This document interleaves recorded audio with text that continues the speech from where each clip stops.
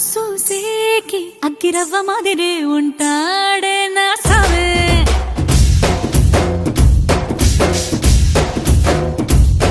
మెత్తాని పత్తి పువ్వుల మరే సంటో